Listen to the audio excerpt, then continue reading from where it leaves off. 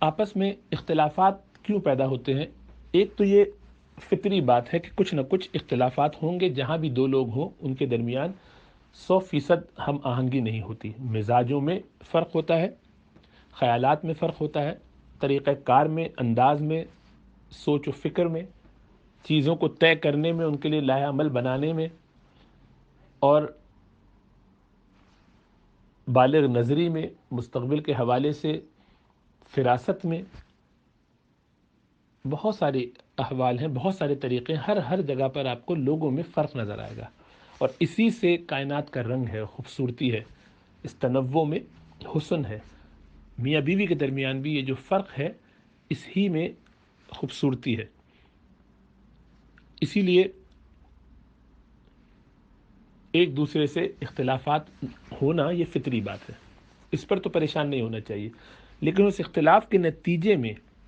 نفرتیں ہو جانا، دلوں میں کدورت ہو جانا، بغض و عناد ہو جانا، یہ درست نہیں ہے،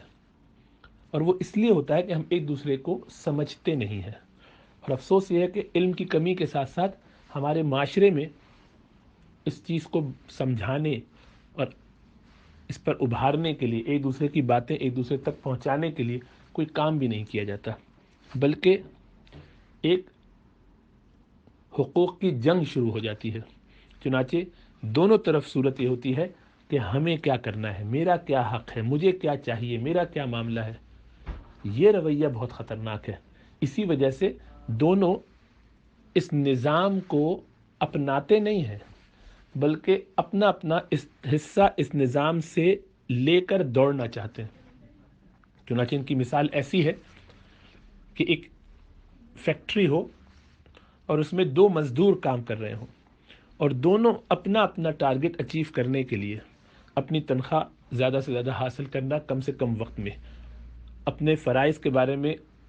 اتنی فکر نہیں جتنی اپنے حقوق کے بارے میں ہے، جتنی اپنی مراعات کے بارے میں ہے، جتنے اپنے بونس کے بارے میں ہے، اور کس طرح میں ترقی کر کے اوپر ہوتا چلا جاؤں، میرا مقام دوسرے کے مقابلے میں اوپر ہو، اپنی بات جتانے کے لیے کہ میں نے کیا کیا کیا، اپنے کنٹریبیوشن کا تذکرہ کرنے کے لیے۔ چونکہ اب مزاج ہمارا یہ ہو گیا ہے، اس وجہ سے آپس میں اختلافات پیدا ہوتے ہیں۔ اگر ایک فیکٹری کے دونوں لوگ یا جتنے لوگ کام کر رہے ہیں وہ سب اپنے بارے میں یہی تصور کریں کہ مجھے یہاں سے زیادہ حاصل کر کے نکل جانا ہے، تو ظاہری بات ہے کہ اس کے نتیجے میں خیر حاصل نہیں ہو سکتی، کبھی بھی وہ فیکٹری کامیاب نہیں ہو سکتی، اس تجارت میں گھاٹا ہونا لازمی ہے۔ اور یہی ہماری بدنصیبی ہے کہ آج کل ہمارے جتنے بھی میاں بیوی ہوتے ہیں، اکثر ان میں سے ان باتوں کو نہ سمجھنے کی وجہ سے، اور جیسا عرض کیا کہ ان کے بڑوں کی طرف سے بھی یہی ان کو تلقین کی جاتی ہے کہ گھر جاتے ہی کیا کرنا، بیوی کو یہی تلقین کی جاتی ہے، بیٹی، باپ، بچے، بہن بھائی سب یہی اشارے کر رہے ہوتے ہیں، دوست بھی یہی سمجھا سکھا رہے ہوتے ہیں، شوہر کو اس کے ساتھ ہی یہ بتا رہے ہوتے ہیں کہ تمہیں اپنا کس طرح سے مقام بنانا ہے، کس طرح حاصل کرنا ہے، گھر پہ کنٹرول تمہارا ہونا چاہیے، کس طرح تم یہ سب باتیں انتہائی غلط اور منفی ہیں۔ ہونا تو یہ چاہیے کہ یہ بتایا جائے کہ تم جہاں جا رہی ہو بیٹا، یا تم جہاں اب جس رشتے میں بن رہے ہو میرے بیٹے، تم ایک ایسے سلسلے میں جوڑ رہے ہو کہ جو زندگی کا مقصد ہے، اب تمہیں مل کے اس کام کو آگے بڑھانا ہے۔ لیکن ہمارے ہاں والدین بھی، دوست احباب بھی منفی باتیں زیادہ کرتے ہیں، ہر ایک کو اس کے حقوق بتاتے ہیں۔ چنانچہ